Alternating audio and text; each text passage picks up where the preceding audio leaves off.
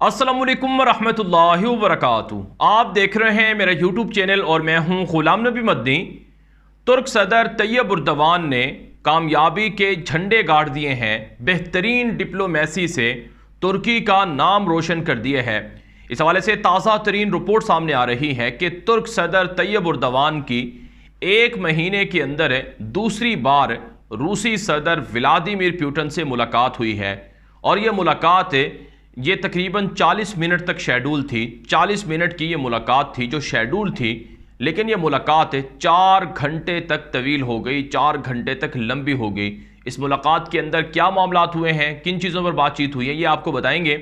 नाज़रीन किराम, आप जानते हैं इस वक्त तुर्की का जो रोल है या तुर्की का जो किरदार है दुनिया के अंदर वो बड़ा इंपॉर्टेंट हो चुका है। एक तरफ से तुर्की नेटो के ममालिक का नेटो का हिस्सा है, यूरोपीय यूनियन का हिस्सा है और यूरोपीय ममालिक तुर्की को अपना एक अहम इत्तेहादी और एक अहम रुकन मुल्क समझते हैं।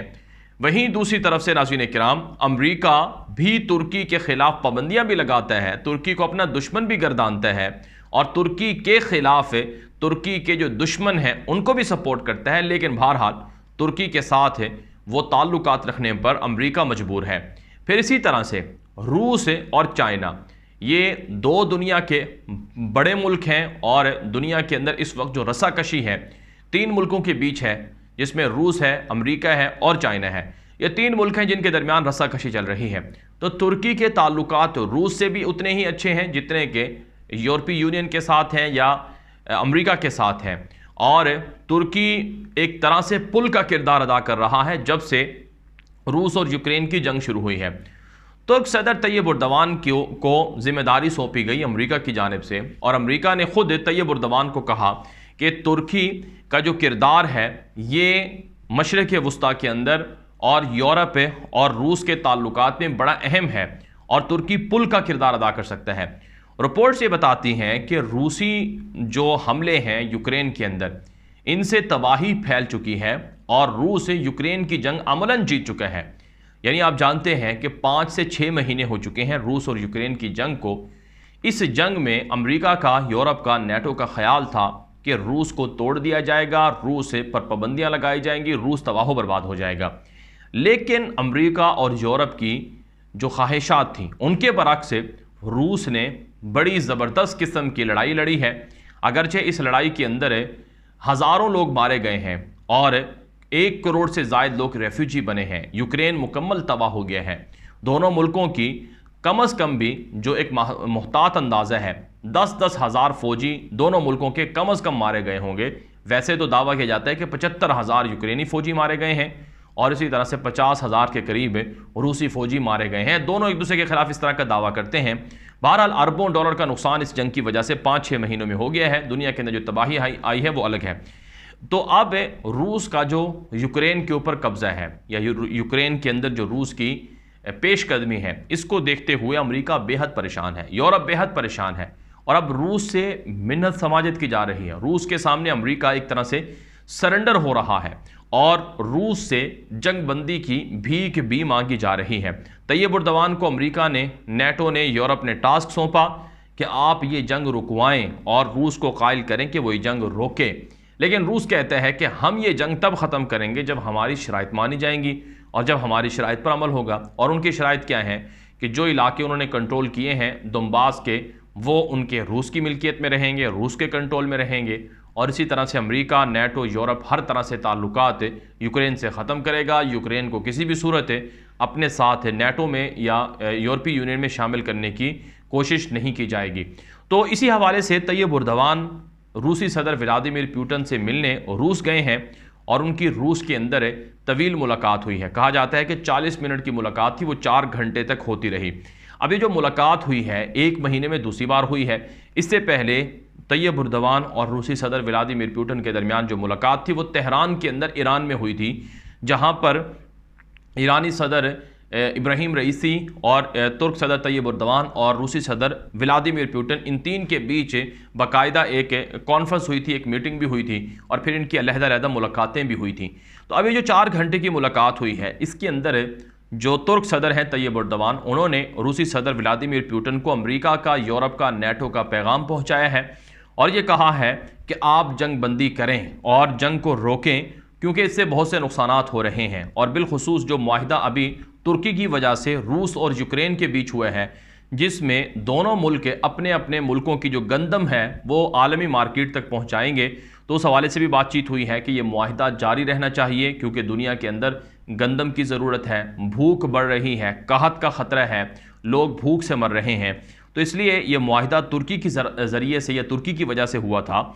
तो अब इस मुलाकात के अंदर ये भी कहा गया है कि ये जो मुआहिदा हुआ है इसकी पासदारी की जाए और इस मुआहिदे को मज़ीद वुसअत दी जाए, यानी इसमें जहाँ ग़िज़ाई अजनास की तरसील है वहीं तिजारती जहाज़ों की आमद व रफ्त की भी इजाज़त होनी चाहिए, और इसी तरह से जो पेट्रोल और गैस की तरसील है उसकी भी आज़ादाना तौर पर इजाज़त होनी चाहिए।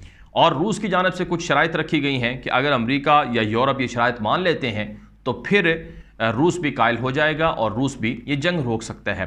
तो इस तरह से तैयब उर्दवान एक तरह से दुनिया के अंदर आलमी लीडर बनकर उभरे हैं और दुनिया के अंदर वो जो बड़े बड़े मामलात हैं उनके अंदर तुर्की की जो अहमियत है उसको मनवा रहे हैं।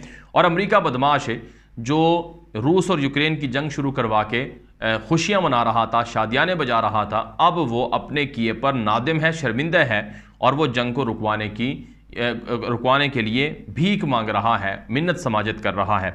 दूसरी तरफ से तैयब उर्दवान ने पुतिन के साथ जो बातचीत की है, मुलाकात की है, इसमें जो शाम का मसला है ये भी ज़ेर बहस आया है। शाम के अंदर आप जानते हैं रूसी फ़ौजें मौजूद हैं और रूसी फ़ौजें शाम के अंदर वो सपोर्ट करती हैं बशारुल असद की हुकूमत को और बशारुल असद की फ़ौजों को। बशार दरिंदे ने पिछले 12-13 साल में लाखों शामी मुसलमानों का खून बहाया है। दूसरी तरफ से नाज़रीन किराम, तुर्की की जो फ़ौजें हैं, तुर्क फ़ौजें, वो भी शाम के अंदर मौजूद हैं।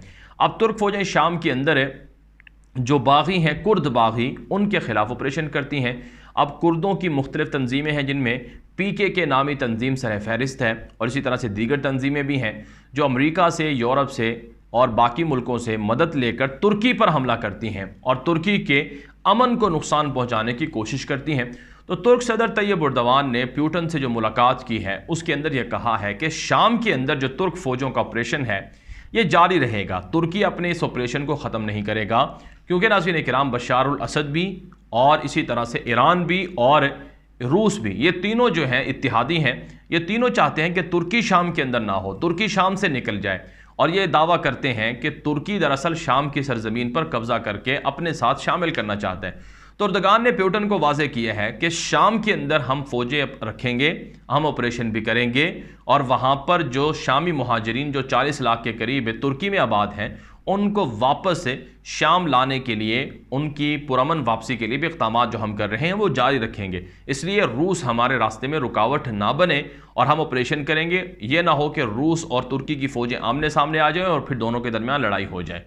तो इस एतबार से उर्दगान की एक बड़ी सफारती कामयाबी है, डिप्लोमेसी है, बेहतरीन डिप्लोमेसी है कि वो उर्दगान जो कि दुनिया का एक बड़ा पॉपुलर लीडर है और दुनिया के एक बड़े मुल्क का सरबराह है, वो तैयब उर्दवान के साथ बातचीत करता है और फिर बातचीत मानता भी है। और कल जो रिपोर्ट हुआ है कि उनका ये दौरा सामने आया, इस दौरे के अंदर जो पुतिन है वो खुद चल कर उर्दगान को उनकी गाड़ी से लेने के लिए आए, यानी उनका इस तरह से प्रोटोकॉल उनको दिया जाता है। इसी तरह से जो इराक के अंदर ऑपरेशन है उस हवाले से भी बातचीत हुई है कि तुर्क फ़ौजें इराक के अंदर जो कुर्द बागी हैं उनके खिलाफ भी ऑपरेशन जारी रखेंगे।